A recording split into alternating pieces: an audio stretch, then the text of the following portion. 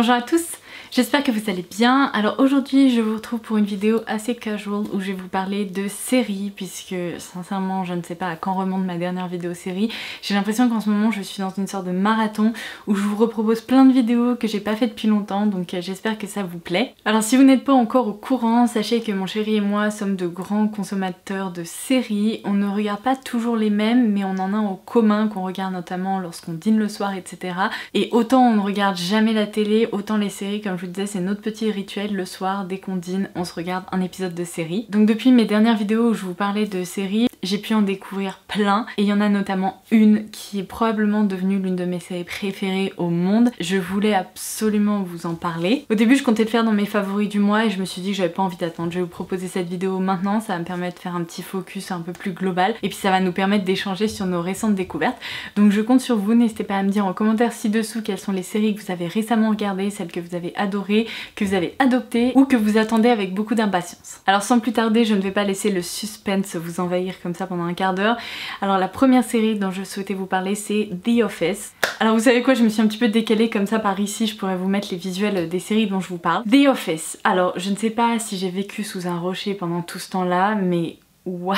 Cette série est merveilleuse, mais sous tout point de vue. On l'a découverte lorsqu'on est allé à San Francisco, puisque sur Netflix on a découvert qu'aux États-Unis il y avait The Office, tandis qu'en France il n'y a pas The Office. Donc depuis qu'on est parti à San Francisco et qu'on est revenu, on en est déjà à la fin de la saison 4 pour vous dire à quel point on adore cette série. On s'est mangé les épisodes à une allure pas croyable. Après ce sont des épisodes qui durent en moyenne entre 20 et 30 minutes pour certains, mais la plupart font 20 minutes, donc ça se regarde hyper facilement. On a essayé un petit peu de gruger, c'est-à-dire qu'aux États-Unis on a téléchargé les épisodes pour les regarder en mode un peu hors connexion, et puis en fait quand on est rentré en France et qu'on a voulu se regarder tous les épisodes sauvegardés, ça n'a pas fonctionné, voilà. Je ne savais pas, j'avais jamais fait le test avant, mais ne comptez pas sur le fait de sauvegarder les épisodes pour regarder des séries qui sont dispo par exemple aux États-Unis et pas en France. Donc là on était hyper triste et finalement il s'avère que on a un compte Amazon Prime, et avec le compte Amazon Prime, je ne le savais même pas, mais que voulez-vous, j'en découvre tous les jours avec Amazon. Si vous avez un compte Amazon Prime, vous avez l'option Prime Video qui est complètement gratuite et vous avez accès à la série The Office en France. Alléluia. Donc on a pu continuer à regarder notre série chouchou du moment. Alors pour vous proposer un petit résumé rapide, et c'est vraiment ce que je vais faire pour toutes ces séries parce que j'ai pas envie de vous garder 4 heures, il s'agit tout simplement de la vie dans un bureau aux États-Unis. Alors c'est une petite filiale d'une société qui vend des ramettes de papier, donc jusque là rien de passionnant, et c'est tout simplement la vie de ses employés dans un bureau où ils sont un peu en petit comité. Leur boss est complètement dingue, mais dingue genre à faire des blagues toute la journée, à pas vouloir bosser, à emmerder ses employés toute la journée, mais c'est tellement drôle. La première saison est tellement absurde que par moments c'est même gênant ce qu'il se permet de faire, ce patron. Et puis en fait au bout d'un moment c'est comme si on s'y habituait et ça devient de plus en plus drôle et de plus en plus divertissant. Alors qu'on soit bien d'accord, hein, si j'avais un boss comme ça, je pense que le fait de poser ma démission, bah ça n'aurait pas fait long feu, mais qu'est-ce que c'est drôle. Mais enfin sincèrement on s'est surpris à hurler de rire devant la série, tellement c'est génial. Alors il faut aimer l'humour un peu con par moment, il faut bien l'avouer. Il faut aussi aimer l'humour presque un petit peu absurde, parce qu'il y a certains personnages qui sont tellement mais stéréotypés et tellement too much que c'est...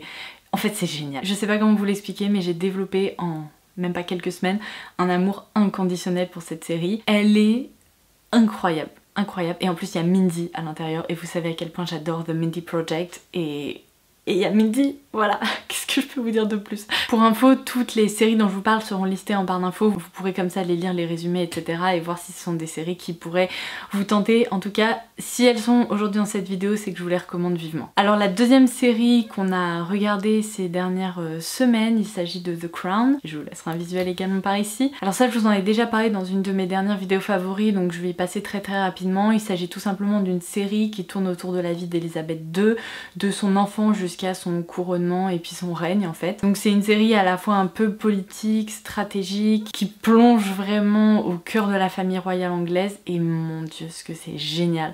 Je crois que ce que je préfère vraiment à propos de cette série, ce sont les décors, les costumes, les scénarios qui sont juste époustouflants, et sincèrement les acteurs, parce que les acteurs sont incroyable. Si vous avez envie d'en savoir plus à propos de la famille royale anglaise, si vous vous intéressez à l'histoire, etc., je vous conseille cette série parce que je crois que à ce niveau-là, c'est une des meilleures séries que j'ai pu voir de toute ma vie. Alors ensuite, dans l'avion, j'ai regardé toute la première saison de Big Little Lies et Dieu merci, début juin, il y a la saison 2 qui sort et je vais bien évidemment regarder. Donc Big Little Lies, j'en avais entendu parler depuis un moment. Pour tout vous dire, ma belle-maman me recommande cette série depuis un moment et j'avais jamais eu le temps de me pencher sur son cas. Donc là c'est fait, j'ai tout regardé dans l'avion, c'était génial. Je me suis fait un binge-watching de Big Little Lies. Mais en fait je ne sais pas ce que j'attendais pour regarder cette série parce que déjà vu le casting, enfin c'est juste un truc de dingue. Autant vous dire qu'en plus pour la saison 2, ils ont annoncé Meryl Streep. What? Non mais toujours plus. Alors au niveau du synopsis, qu'est-ce que je peux vous dire? En gros c'est une série qui se passe dans une petite ville de bord de mer aux États-Unis. Donc c'est une ville où on sent un petit peu que tout le monde connaît tout le monde et on a une nouvelle arrivante qui est une jeune maman célibataire qui inscrit donc son enfant qui a 6 ans à l'école et qui rentre un peu donc dans ce cercle peut-être un peu fermé de personnes qui se connaissent depuis longtemps. Elle se lie d'amitié pour 2 autres mamans dont les enfants vont également dans cette école et la série commence avec le fait qu'il y a eu un meurtre, mais on ne sait pas qui, on ne sait pas comment, on ne sait pas pourquoi. Et au fil des 7 épisodes, eh bien on en découvre un petit peu plus sur chacun des personnages et évidemment ce meurtre, qu'est-ce qui a mené à ce meurtre. C'est une série que je trouve extrêmement bien faite, qui se laisse vraiment regarder hyper facilement. Alors je tiens juste à vous préciser quand même qu'il est quand même question dans cette série de violence conjugale. Alors c'est pas toujours vraiment montré à l'écran, c'est-à-dire qu'on voit pas de violence extrême et lorsqu'il y a de la violence c'est un peu caché par le jeu des caméras. Seulement je préfère quand même vous le préciser parce que je sais que certaines personnes sont hyper sensibles à ça et j'aurais pas trop envie que vous sortiez traumatisés de cette série. Donc certains moments sont durs psychologiquement et je trouve que ça va un peu crescendo, mais c'est pas non plus horrible et trash etc, parce que vous savez très bien que je déteste ce genre de choses. Quand il y a trop de sang, que c'est gore ou que c'est trash, c'est même pas la peine, c'est pas pour moi. Donc c'est un peu dur par moment, mais ça se laisse regarder quand même. Donc je vais pas trop vous en dévoiler, je vais m'arrêter là, mais sachez que c'est vraiment une série extra, peut-être plus pour adultes que pour ados, mais elle est géniale. Alors ensuite, une de mes séries feel good dont je vous parle depuis un moment déjà, je pense que je vous en ai déjà parlé l'année dernière, il s'agit de Younger. Il y a Hilary Duff dans le casting de Younger et alors je ne sais pas si je vous l'ai déjà dit, mais j'adore Hilary Duff, mais depuis des années, je l'adore, mais surtout dans son rôle d'actrice, je trouve qu'elle est géniale. Younger pour moi c'est vraiment la série que je regarde quand j'ai envie un peu de me vider la tête, que j'ai envie de sourire, etc. Pour le petit pitch, c'est l'histoire d'une femme qui travaillait dans l'édition mais qui s'est arrêtée de travailler pour s'occuper de sa fille qui est maintenant entrée à la fac. Et en fait elle sent évidemment un vide, donc elle a envie de reprendre son travail mais elle a bien conscience que ça risque de pas fonctionner comme elle le voudrait, donc elle passe plein d'entretiens, ça fonctionne pas. Évidemment les recruteurs trouvent plein d'excuses pour ne pas la prendre mais elle a bien conscience que c'est lié à son âge et le fait qu'elle a pas travaillé ces dernières années. Et donc sa colocataire qui est aussi sa meilleure amie lui lance une petite idée comme ça en lui disant ben vu ton apparence, si tu t'habillais autrement, si tu te coiffais autrement et si tu te comportes un petit peu autrement, on pourrait croire que t'es vachement plus jeune. Et donc c'est exactement ce qu'elle fait. C'est une femme qui me semble dans la quarantaine et elle se reloue complètement et elle fait croire qu'elle a je crois 26 ou 27 ans et elle arrive comme ça à entrer dans une des plus grosses maisons d'édition et elle recommence un peu sa vie professionnelle et c'est génial. Alors pareil, je vais passer très rapidement Grey's Anatomy, je viens de terminer la dernière saison là qui vient de sortir. Ce qui est fou avec Grey's Anatomy, c'est que pendant des années je n'ai pas regardé et un jour je m'étais pareil binge-watché je crois 7 saisons, un truc comme ça pour rattraper mon retard. Et depuis, mais je ne peux pas m'empêcher de regarder cette série. Dans le genre un peu absurde, too much et avec beaucoup trop d'événements catastrophiques qui se produisent, ben je continue de regarder et sincèrement j'aime toujours autant. À la fin de chaque saison vous avez une sorte d'événement dramatique et à chaque fois je me dis mais toujours plus dans le genre scénario catastrophe, je ne sais pas où est-ce qu'ils vont chercher ça mais visiblement ils trouvent encore des idées, mais sauf que c'est génial. Moi j'adore Grey's Anatomy, j'adore les acteurs, enfin j'aime Grey's Anatomy, voilà. Une série que j'avais déjà évoquée aussi dans une de mes dernières vidéos favoris, mais ça remonte à quelques mois, c'est la série Man with a Plan.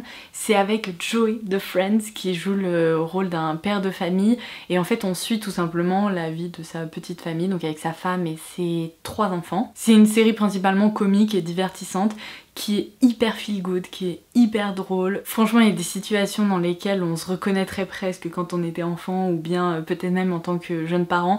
C'est trop drôle, enfin franchement c'est trop drôle. Je vous la recommande également. Dans le même genre qui suit la vie d'une famille, c'est la série Young Sheldon. Alors Idéalement pour regarder Young Sheldon, il faut avoir visionné The Big Bang Theory parce que si vous connaissez le personnage de Sheldon, je pense que ça sera encore plus attachant et encore plus drôle comme série parce que Young Sheldon en fait ça retrace l'enfance de Sheldon de la série Big Bang Theory. J'en suis arrivée à un point où je me demande même si je préfère pas la série Young Sheldon à The Big Bang Theory. Alors c'est une série que je regarde depuis des années et que j'adore et que je porterai toujours dans mon cœur. Après c'est vrai que certains épisodes étaient moins bien que d'autres, mais Young Sheldon c'est hyper homogène, on rigole tout le temps, c'est hyper sympa, hyper attachant. Ce petit garçon est juste génial. Et d'ailleurs, si je me trompe pas, oui parce que je m'étais fait la remarque dans l'avion, le petit garçon qui joue Young Sheldon, il est également dans la série Big Little Lies, donc si vous regardez les deux vous verrez, il joue pas du tout le même rôle mais c'est le même petit garçon. Autre série familiale, feel good et drôle, c'est Modern Family. Que dire à part le fait qu'on s'est vraiment bidonné devant certains épisodes. Alors là dans le genre un peu absurde aussi, il y a ce qu'il faut, il y a certains personnages qui sont tellement perché, mais en même temps c'est divertissant et sincèrement moi c'est vraiment tout ce que je préfère lorsque je regarde des séries. Une série que j'aime beaucoup qui s'appelle Jane the Virgin mais qui commence peu à peu à me lasser un petit peu. Je sais pas pourquoi, j'ai l'impression qu'en fait les scénaristes adorent nous faire tourner en bourrique. Et alors je sais que c'est volontaire et que ça s'inspire des telenovelas si connues et si dramatiques et avec plein de twists etc dans le scénario. Seulement je dois vous avouer que ça commence à jouer un petit peu trop avec mes sentiments, avec ma patience, et là je me dis mais bon Dieu il va falloir qu'ils prennent une décision. Parce que vous savez c'est typiquement la série où un personnage se tourne vers quelqu'un et puis non finalement se tourne vers quelqu'un d'autre et puis après on se demande avec qui la personne va être. Donc c'est un peu ce genre de situation et à la longue c'est un petit peu fatigant. Mais ce que je préfère dans cette série c'est la voix off qui est géniale, qui fait des commentaires à mourir de rire. Et mine de rien je crois que je me suis tellement attachée au personnage que je pourrais pas m'arrêter de regarder et j'ai envie de savoir la suite. C'est juste que le scénario arrête pas de changer et de rechanger et de revenir un peu à la position initiale. Donc du coup voilà un peu où je me situe pour Jane the Virgin, mais évidemment je continue de regarder, voilà, allez comprendre pourquoi. Alors une autre série assez jeune qui s'appelle The Bold Type que je regarde, mais alors c'est pareil en fait, c'est une série où je suis un peu partagée. Il y a certains épisodes que j'aime vraiment beaucoup et d'autres où je me dis ouais, un petit peu beaucoup cliché quand même. Alors après c'est des clichés plutôt positifs donc ça me plaît. C'est une série où on suit trois copines qui travaillent toutes les trois dans un magazine, alors à des postes très différents. Une travaille en tant qu'assistante du service mode, une autre en tant que journaliste et la dernière travaille en tant que aide du social media. Donc du coup on suit vraiment leurs aventures, leurs différences en termes de relations, d'aspiration dans la vie, et ce sont trois copines qui sont hyper proches. Alors il y a vraiment un sentiment un peu de girl power dans cette série qui est très intéressant. Il y a aussi plein de thèmes qui sont abordés comme l'homosexualité, la sexualité de façon générale, les problèmes un peu actuels qu'il peut y avoir d'un point de vue politique dans des entreprises, etc. Enfin, de ce côté-là, c'est très positif. Après, je trouve que les personnages peuvent être un tout petit peu irritants parfois, mais ça reste assez soft, donc du coup, c'est pour ça que je prends quand même plaisir à regarder cette série. Et alors, la dernière que je voulais vous recommander, mais je vous en ai déjà parlé, je pense que vous êtes nombreuses à la regarder, il s'agit de Outlander. C'est une série qui va vous donner d'aller visiter l'Écosse, parce que tous les paysages sont plus beaux les uns que les autres. Pour le coup c'est une série beaucoup plus sérieuse devant laquelle vous bidonnerez pas vraiment, mais j'adore cette série, je la trouve extra. Alors j'ai pas réussi à avancer parce que j'ai regardé un peu toutes les autres que je viens de vous citer ces dernières semaines, mais j'ai vraiment envie de continuer et de savoir la suite parce que pareil les personnages sont hyper attachants et c'est une histoire qu'on prend vraiment plaisir à suivre. Donc voilà, ça sera tout pour cette vidéo concernant les séries que j'ai pu regarder ces dernières semaines ou que je regarde encore en ce moment. J'espère vraiment qu'elle vous aura plu. Comme je vous dis, je compte sur vous pour me donner un peu toutes vos recommandations parce qu'une fois qu'on va avoir terminé The Office, je sens qu'on va être les plus tristes sur terre avec mon chéri parce qu'on en est à un point où on est accros tous les deux quoi. On se retrouve même parfois à minuit et demi à se dire bon, encore un petit épisode, c'est dramatique. Mais voilà, sur ce, je vous embrasse très fort et je vous dis à très vite. Bye bye.